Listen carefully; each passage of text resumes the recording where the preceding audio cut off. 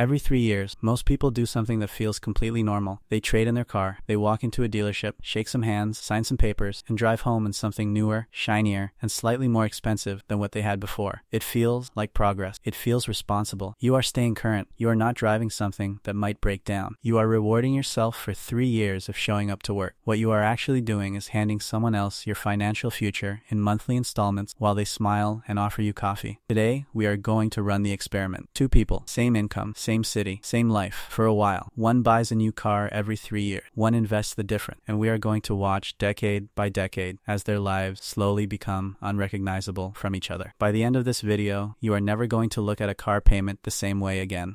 Let us start with what the average new car actually costs, not the sticker price, but the total cost of the decision. The average new car in America costs approximately $48,000 today. Most people do not pay cash, they finance. At current interest rates, somewhere between 6 and 8% for a new car loan, a $48,000 car on a 60-month loan costs approximately $930 per month. Over 3 years of that loan, you have paid $33,000. Your car is now 3 years old and worth approximately $28,000. You are trading in an asset you owe $33,000 on for one worth $28,000. The difference, $5,000, becomes part of your next loan. This is called negative equity, and it is how the car industry keeps you permanently in debt. Add insurance, average $1,500 per year for a new vehicle. Add registration fees. Add the psychological cost of owning something you cannot afford to scrap. The average American spends more on transportation than on food, more than on healthcare. Transportation is the second largest expense in most American households, second only to housing. And unlike housing, which at least produces an asset over time, a car is worth less every single day you own it. Meet person A and person B. They are 25 years old. They both earn $60,000 a year. They live in the same city. They have the same rent, the same bills, the same starting point. Person A does what everyone does. Every 3 years, they buy a new car. They finance it, $930 a month. They keep a reasonably nice car. They feel good about it, and they never think too hard about the numbers. Person B makes a different decision. They buy a used car, 3 years old, well maintained, for $18,000 cash. They drive it for 10 years. They invest the difference between what person A pays monthly and what their actual monthly car costs, which, spread across 10 years including maintenance, works out to approximately $700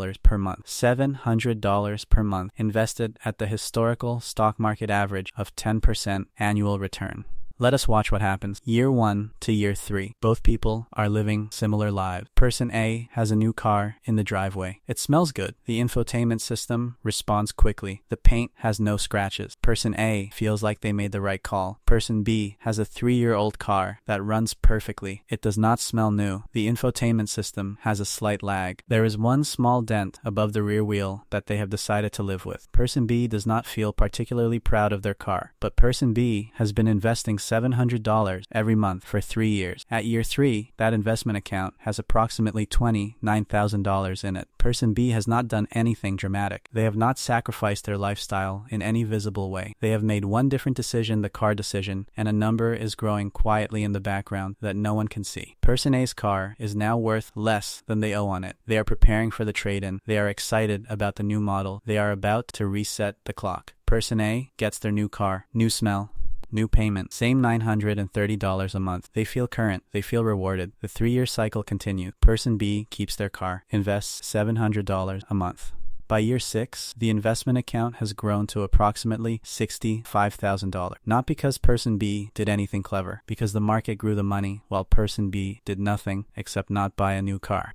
Here's where something important happened. At $65,000, the investment account starts generating its own momentum. A 10% annual return on $65,000 is $6,500 per year, $540 per month in growth that requires zero additional contribution. Person B's money is now earning the equivalent of a part-time job. While person B sleeps, person A has paid approximately $66,000 in car payments over 6 years. They own a car worth approximately $28,000. The difference between what they paid and what they own, $38,000, has evaporated. It bought them the experience of driving new cars. That is not nothing, but it is also not an asset. By year 10, the gap between person A and person B is no longer a gap. It is a chasm. Person B's investment account, with $700 per month contributed consistently at 10% annual return for 10 years, has grown to approximately $144,000. $144,000 from the car decision alone. No side hustle. No inheritance, no lucky investment, just the car decision, repeated consistently for a decade. Person A has spent approximately $111,600 on car payments over 10 years. They currently own a car worth approximately $28,000. Their net transportation spend over the decade, what they paid minus what they own, is approximately $83,000. Now here is where the comparison becomes almost unfair. Person B at year 10 replaces their car. They buy another used car 3 years old, well maintained, for $20,000.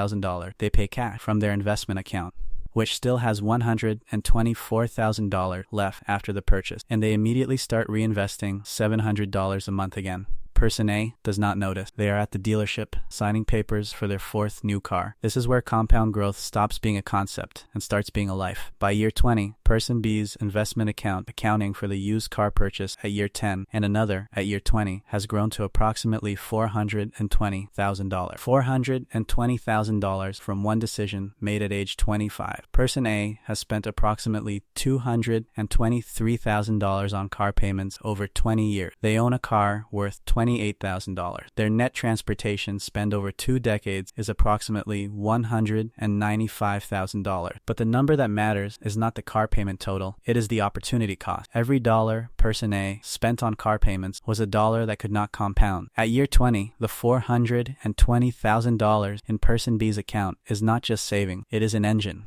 At 10% annual return, it generates $42,000 per year without Person B contributing another cent. Person A is still going to work every day because they have to. Person B is still going to work every day, but the feeling is different because for the first time, Person B does not have to. By year 30, Person B is 5 years old. The investment account, accounting for 2 more used car purchases, continued monthly contributions, and compound growth, has grown to approximately $1.1 million. $1.1 million from the car decision, not from a high salary, not from a business, not from cryptocurrency or real estate or any strategy that requires expertise or risk beyond what a total market index fund provides. From the single decision at age 25 to drive used cars and invest the difference. Person A is also 55. They have driven 12 new cars. They have experienced 12 new car smells. They have had the newest infotainment system, the latest safety features, the freshest paint 12 times. Their current car is worth $28,000. Their retirement account reflects a life of spending rather than investing. The math of their retirement is uncomfortable. The difference between Person A and Person B at 55 is not income. They earned the same salary. The difference is one decision made at 25 that compounded for 30 years. Let us be honest about something. A new car is not irrational. There are real reasons people buy them.